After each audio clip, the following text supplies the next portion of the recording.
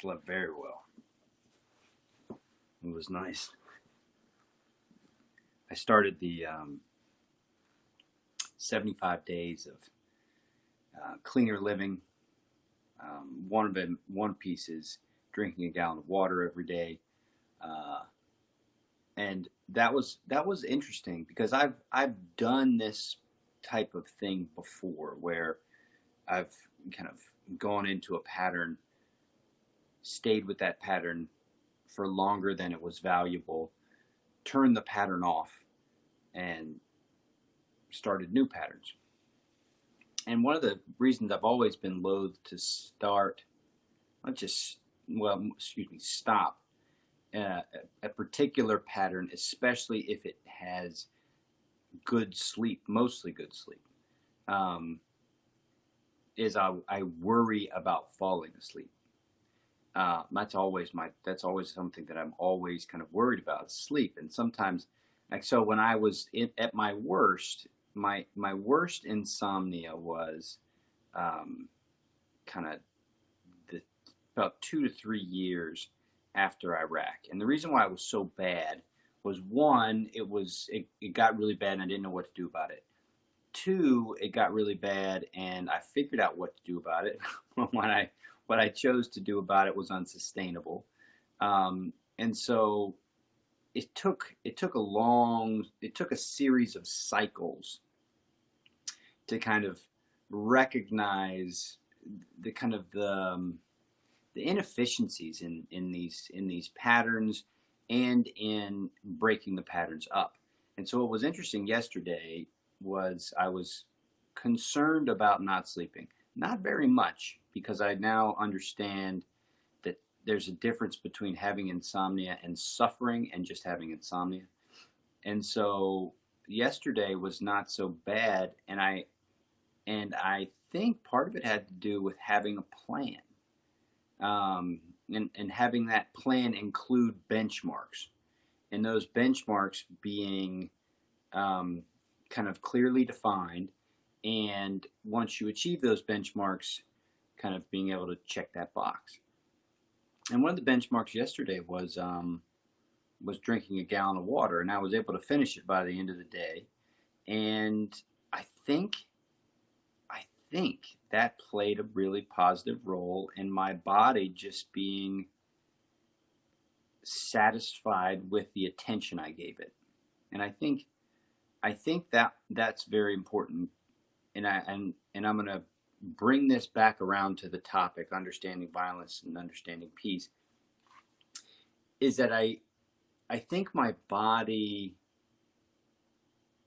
got what it needed to kind of to be fine. And I think that's kind of what the alcohol does.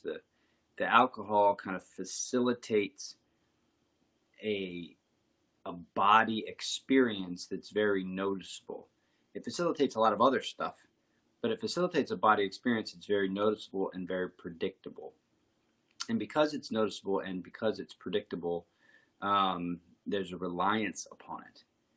And one of the things that alcohol does is it really changes things. And it changes things in lots of ways. And as a result, there's just this sense of confidence that you can have in alcohol always being there for you, you know? It's similar to cigarettes. It's very body, you know, it's very much in my body. And so I want to kind of take that body aspect and shift that to the realm of violence.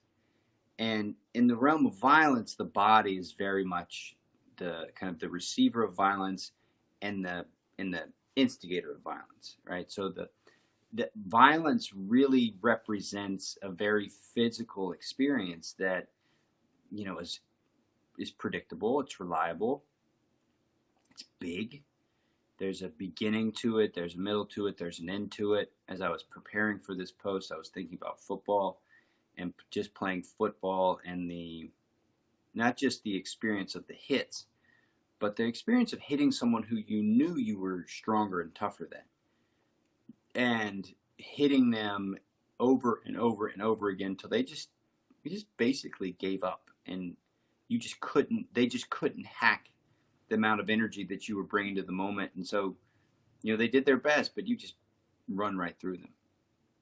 And my Lord, that felt good. God, that felt good. In the military, I remember one time we had a situation where we had to really band together and handle a mass of probably 300 very angry local Iraqi community members, because we had done a raid on this big mosque to find IEDs. We hadn't done it. Well, we supported the Iraqi army doing it. And we had to all come together to kind of handle this situation. And that feeling of coming together and handling the situation, and we did it without violence, right? We did it with the threat of violence, but we did it without violence. We handled that situation. Everybody went home alive, happy, healthy, But the feeling of being a part of that team, of doing all that, of getting that done, of doing it well, doing it in a professional way, it just felt really, really good. And it wasn't just an intellectual thing. It was very, very practical, very on the ground. And so I think violence, like alcohol, presents this kind of very predictable experience of kind of unity, body, bigness, power. All these things show up. The problem arises with the violence itself. So the things that kind of violence supports, just like with alcohol, things that it supports, if it is misunderstood or if it is relied upon as the arbiter of good feelings, or as the arbiter of, for alcohol, if the arbiter of sleeping or having a good time or feeling whole, if that's the thing that's needed in order to facilitate this greater sense of meaning or purpose or fulfillment, it's a major problem. And the reason why it's a major problem is because alcohol and violence make fools of us all. There's no escaping that reality. You can argue as much as you want for the value of violence, and you could pick out instances, but ultimately, violence makes fools of us all. There's no way, shape, or form to see it otherwise. Now, does that mean we should all just be peaceful and nonviolent? No, not saying that at all. Not saying that at all in any way, shape, or form. But what I am saying is that eventually it's going to make a fool of us. And unfortunately, the way violence makes fools of us is it impacts our bodies in such a way that it shuts down all the things that make life worth living. Alcohol does the same thing. It takes away your potential to connect spiritually. And the reason why it does that is because it corrupts the mind and shuts down the heart. Now, how does violence, like alcohol, corrupt the mind? Well, number one, as a society, we're only at the beginning of understanding mental health. So we're just beginning that conversation. So all of our understandings of violence culturally aren't centered around mental health. Now, if we translate this to alcohol, it's easier to see. It's easier to see just how corruptive alcohol is, because alcohol just kind of takes over. But violence can take over too, and violence takes over in the form of, it's the only way to solve the problem, or it's the only way to fix the situation. And at times, it's absolutely the only way to solve the problem. But if it becomes the way to solve the problem at large, it's bad. It's really, really, really, really bad. And it's not just bad in the short term, it's bad for a long, long, long, long, long, long time. And the reason what's so bad about it is if we don't understand peace, and if we just really understand violence, we can facilitate an environment that emphasizes the value of violence over the value of peace. And when that happens, we just create more violence. And it's so difficult to stop. And the reason why it's so difficult to stop is because it's such a full experience. It's such a full experience. There's so much to it. It's so broad. It offers so much camaraderie. It offers so much coming together. It's such a full thing. I keep bouncing back between this and alcohol, and I hope that you see the relationship. And again, I'm gonna be the first to tell you, I love violence. I just love it. I think it's just fabulous in so many ways. But it's only as good as the parameters within which it's engaged. And if it is engaged at large or as the way to handle the situation, it's bad. It's real bad. And it just keeps getting worse. And any notion that it'll fix the main problem and then there'll be this great time and then et cetera, et cetera, et cetera, it's all really a myth. It's all a myth. Now, you could make the argument that that's just life in general, that you can't sustain anything, that everything changes, that change is the norm, which is totally a fair argument. But when it comes to violence, we have to be particularly careful about how we use and how we relate to violence in terms of interacting with other people and problem solving. And so what this stanza 37 is all about is kind of a statement that, look, violence in the ways it's been practiced in the past are not bad or wrong. And we can still use them. We can still look at those understandings and kind of blend with them. But what we're working towards is something different. What we're working towards is a greater understanding around violence that is more evolved than what our forebears have understood. And so the stanza is as follows. Yeah, I've staked my flag in this kind of art of peace, and 37 is a big one.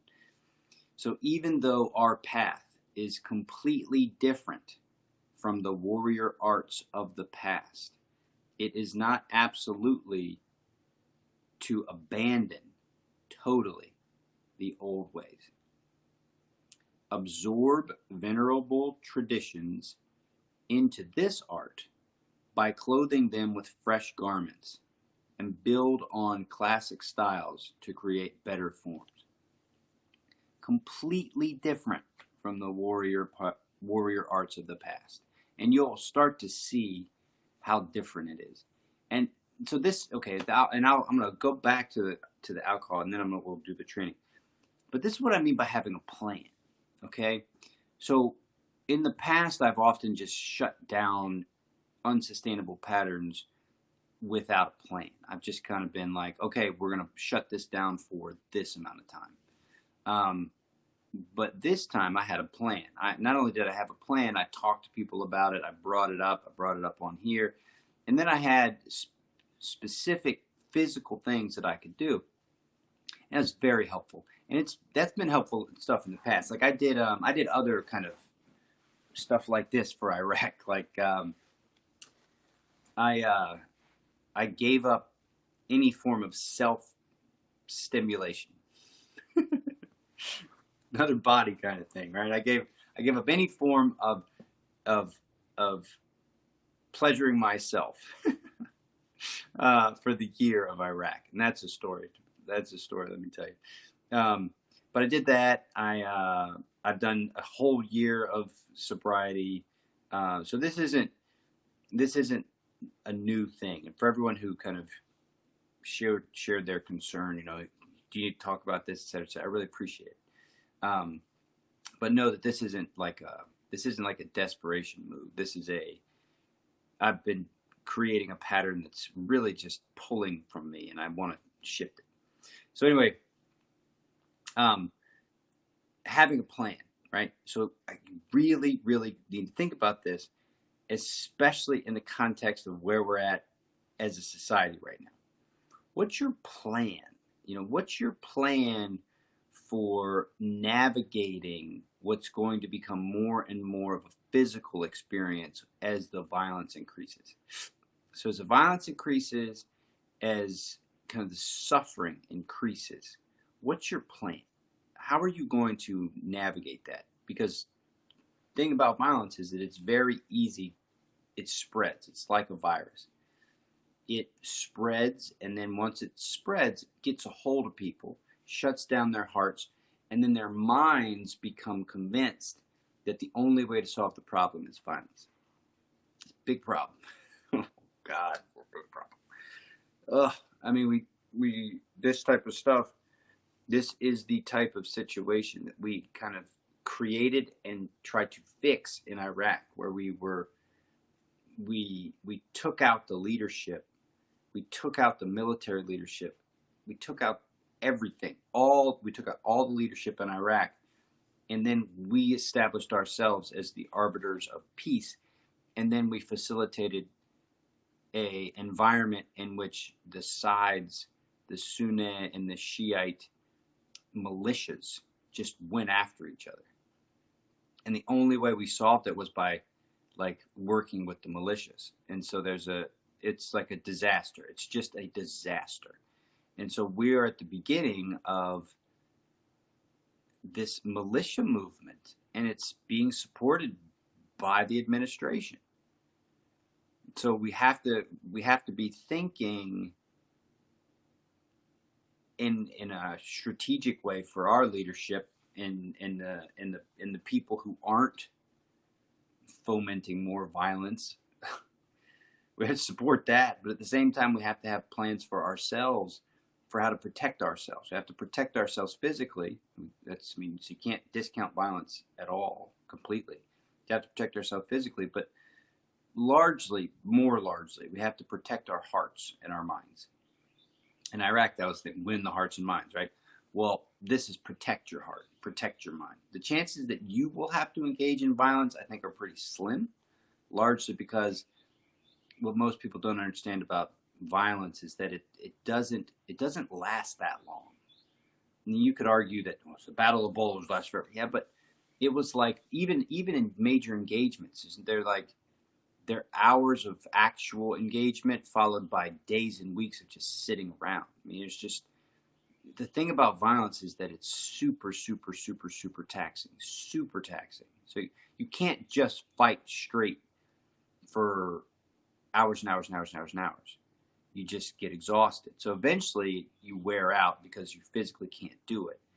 So it's not just a constant state of violence. Now, you could be in an environment where you have to always be aware of violence, but I'm talking about like actual fighting, like a football game, right? A football game, the actual amount of action of football games it's a very good analogy for violence. 3-hour football game, the actual amount of contact is like 11 minutes. So 3 hours of posturing and and 11 minutes of actual. So you need to be thinking about that. You need to be thinking about, okay, so it's probably not going to be me, right? Not rule it out completely, but it's probably not going to be me. How do I protect my head and my heart and my mind? How do I protect that as we as a society move into this space? And I think having a plan is a really good idea. And when one part of your plan could be mindfulness, and one part of your plan could be practicing the art of peace with me as we go into the winter. Because it's going to get rough. This winter is going to be rough. And so you need to have a plan for it, okay? For that plan should be mindfulness. It should be the 4 bells. So let's practice them.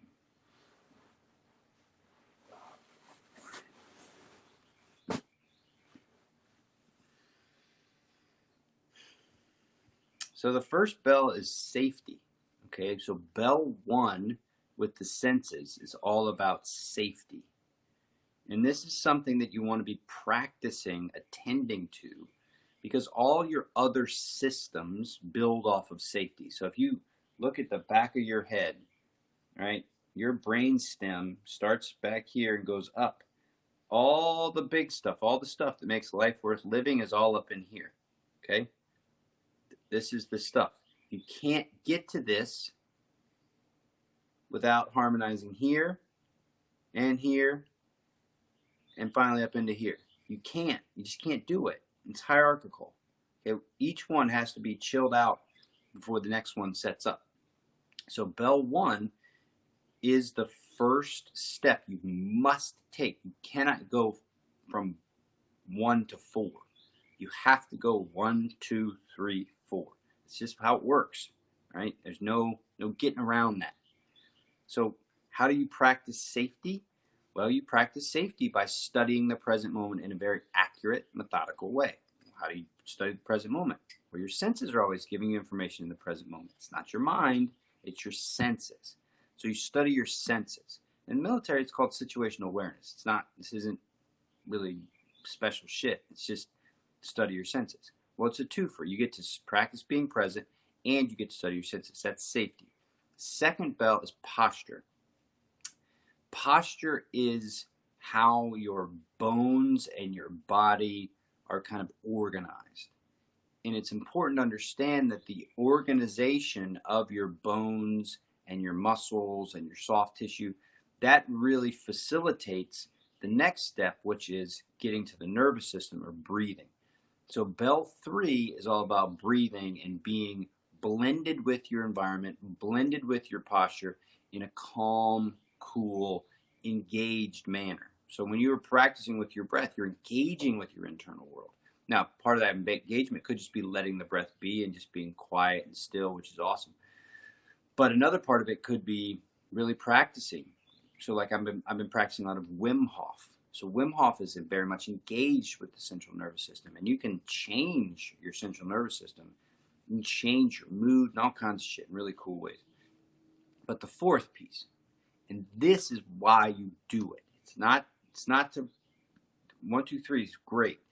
But the fourth piece is open that goddamn heart and keep it way open. Open. Keep it open. Keep your heart open. An open heart without an open-hearted person with a posture of confidence and a nervous system on calm can walk into the lion's den and have the lion confused like you can't believe it. They're just like,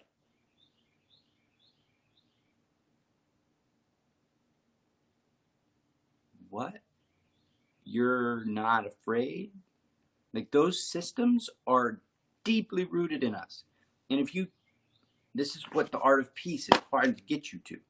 If you can be open-hearted, boom, boom, boom, boom, boom. If you can be 4 bells inside of a 5-bell fire, right? A 5-alarm fire. If you can be 4 bells inside of a 5-alarm fire, man, the amount of intellect and smarts, and you're bringing the best version of yourself to a tricky situation. And that's what you want. You don't want your meat. You don't want the meat. You're not a meathead. It's not what you want. You don't want that. You want to roll into this thing zenned out. No, not spaced out, but like alert and relaxed. Alert and relaxed. Just ready. Totally ready. That's what a special forces soldier is. It's just what they are.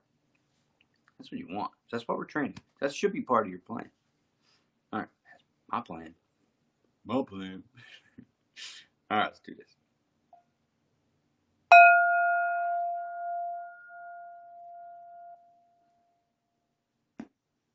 Sight, sound, taste, touch, smell. What shows up for you first?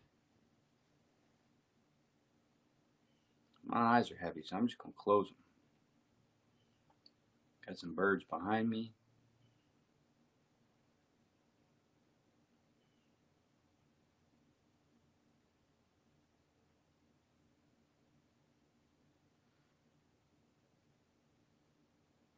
Air's still. Mouth is without taste. A little bit of smell.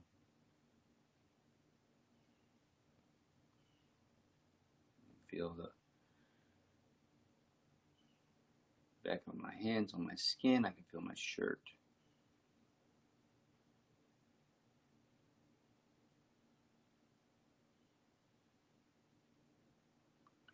Tell there's more light behind my eyelids to my left. It's above me. Let's go second bell.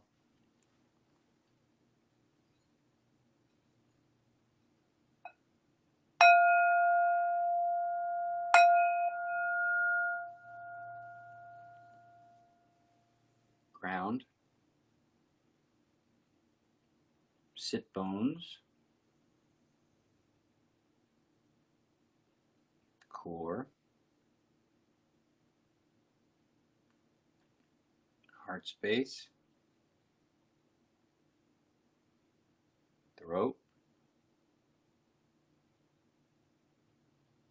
Top of the head.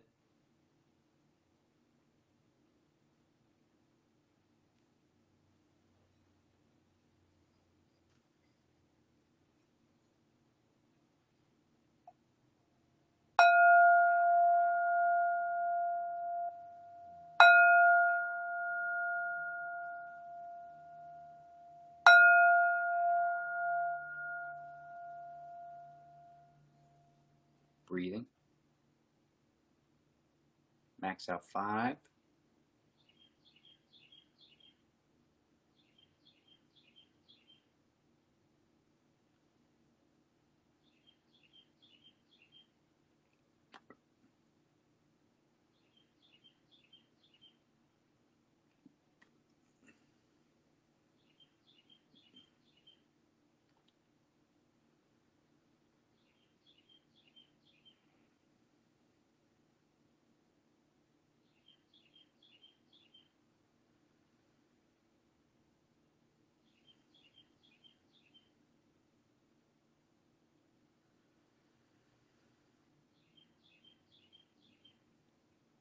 All right, breathe in deep as you can. Hold it.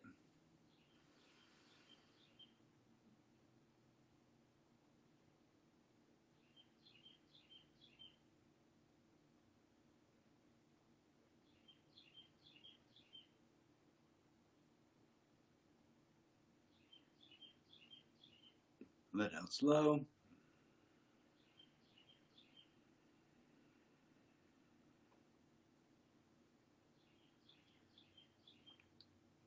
Now breathe in through your mouth fast. Out through your nose. Mouth fast. Out through the nose. Into the nose fast. Out through the mouth. Into the nose fast. Out through the mouth. Now try this if you want. Do a little round, couple rounds of just fire breathing. Just kind of a popping of the diaphragm. It's a quick kind of thing, so you can see it looks like this.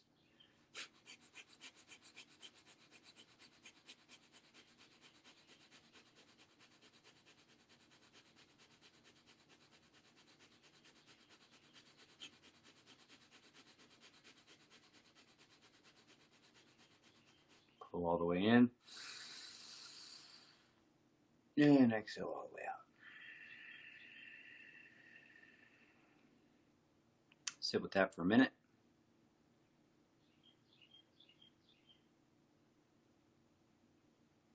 Notice any changes internally. Subtle changes. Subtle changes.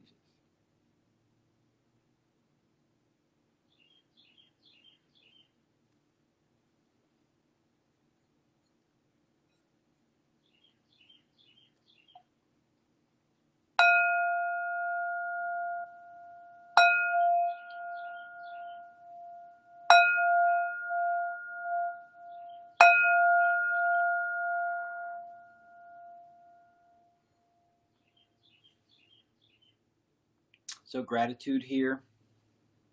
Anything you want. What are you grateful for?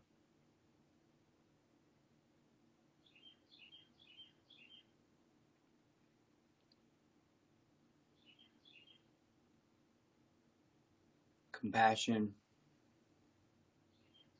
You know anyone that's suffering? Do you know anyone that's hurting? Bring them to mind. Offer them your goodwill.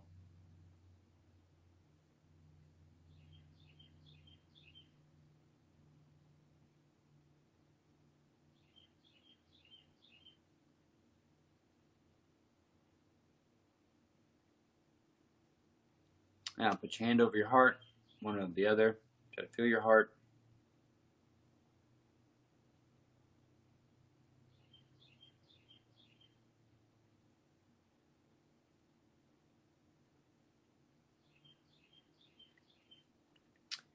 And just finish up with gratitude for yourself. You know, acknowledge yourself. Acknowledge the goodness within you.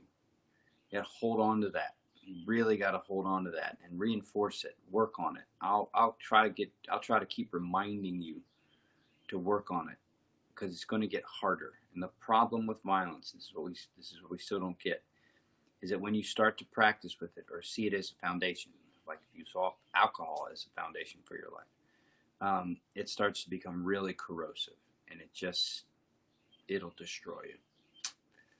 So be aware of that. Make a plan. See you tomorrow.